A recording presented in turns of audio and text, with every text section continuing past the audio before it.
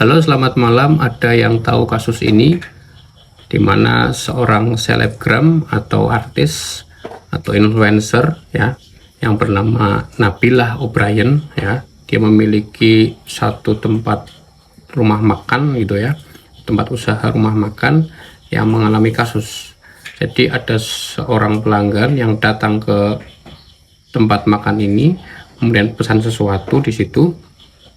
Karena lama ya, dia mengatakan bahwa karena lama akhirnya dia kecewa ya, dan di situ dikatakan bahwa marah-marah gitu ya. Terus akhirnya pesanannya itu tetap diberikan ya, kecewa, tapi pesanannya tetap diberikan ke si pelanggan ini. Kemudian karena marah atau kecewa, dia pergi tanpa membayar gitu. Kemudian si pemilik usaha ini, Nabila O'Brien ini, itu merekam CCTV-nya, rekaman CCTV-nya itu di dipublish atau apa untuk mencari si pelanggan ini gitu ya. Tapi pelanggan ini menanggapinya itu sebuah pencemaran nama baik dan menjadi kasus yang cukup rumit, dan tapi akhirnya alhamdulillah selesai dengan jalur damai gitu ya. Nah, di sini aku tidak ingin membahas tentang kasus ini ya, tapi aku punya pengalaman yang mungkin serupa atau mirip. Jadi baru kemarin saja itu aku mengalami sebuah peristiwa yang menurutku unik dan pertama kali seumur hidup. Jadi waktu itu aku itu ada acara bukber gitu ya, tapi karena telat ya, sudah mepet mau maghrib, bahkan udah maghrib waktu itu, aku telat gitu kan. Nah, sebelum aku datang ke tempat bukber itu, aku mampir ke sebuah minimarket gitu. Di situ aku mampir untuk membeli satu bungkus rokok gitu. Nah, di situ si kasir minimarket ini itu memberikan rokoknya kepadaku, kemudian aku melakukan pembayaran dengan kris gitu. Nah, kebiasaanku adalah ketika aku ke sebuah minimarket dan membayarnya dengan kris, itu aku tanya sama si kasirnya, aku ngomong udah mas atau udah mbak gitu. Nah, ketika si kasir ini menjawab udah, aku langsung cabut. Aku anggap itu sudah selesai pembayaran gitu ya, secara mungkin ijab kabul gitu ya, itu berarti udah terkonfirmasi. Kemudian aku cabut gitu. Nah, aku pergi, kemudian aku lanjutkan perjalanan ke menuju tempat bukber. Aku makan di situ. Nah, setelah makan selesai ada pesan masuk di HP ku gitu, WhatsApp gitu ya, dari temanku. Sebut saja temanku ini namanya A gitu ya. Nah, si A ini ngomong ke aku di pesannya, mas jenengan habis ke minimarket ini ya? Iya, kenapa? Ternyata si kasir ini adalah temanku si A ini. Si A ini ngomong ke aku gini, katanya tadi jenengan habis beli rokok, kemudian belum sukses pembayarannya, ternyata saldonya kepotong belum, gitulah intinya ya. Nah, oh ya, yaudah nanti aku balik lagi ke minimarket itu untuk aku bayar gitu. Aku pikir udah selesai di situ ya.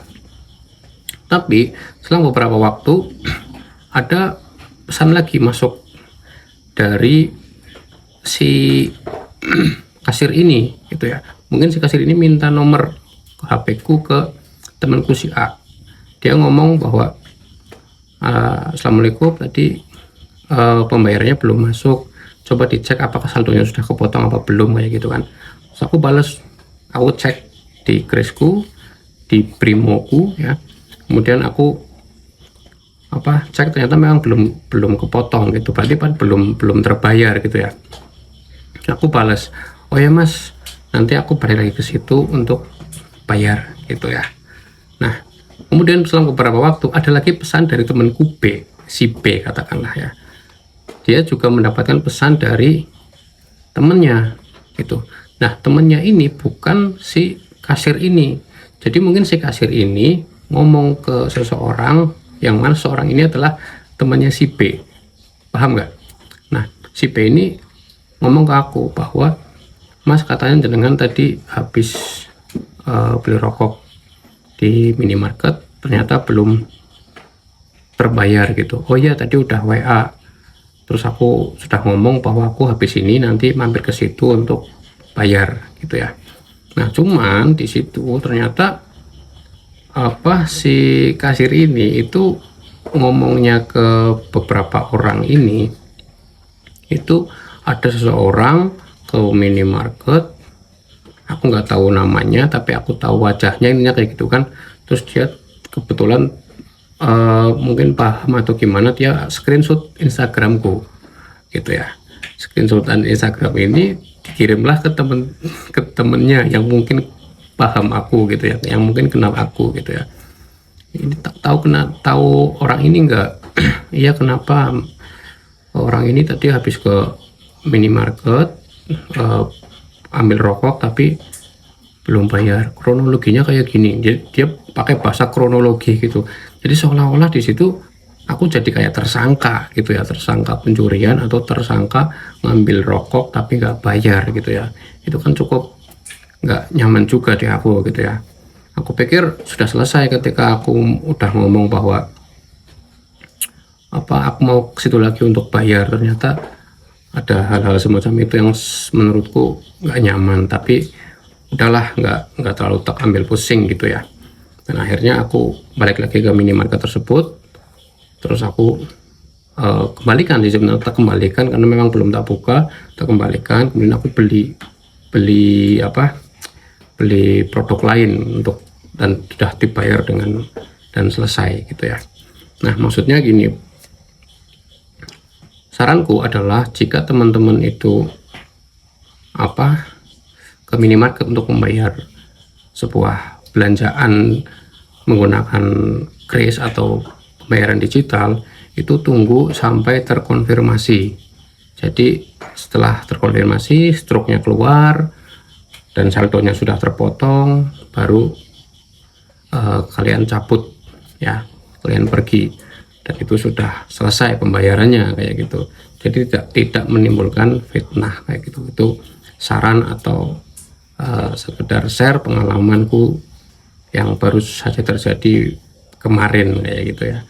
Karena memang aku tuh kebiasaannya kayak gitu guys. Jadi kalau si kasirnya udah bilang ya udah, berarti udah masuk, aku pikir kayak gitu, aku langsung cabut kayak gitu. Ternyata memang belum kepotong dan struknya belum keluar. Itu aja share atau berbagi pengalaman ya, semoga bermanfaat dan sampai jumpa di video selanjutnya.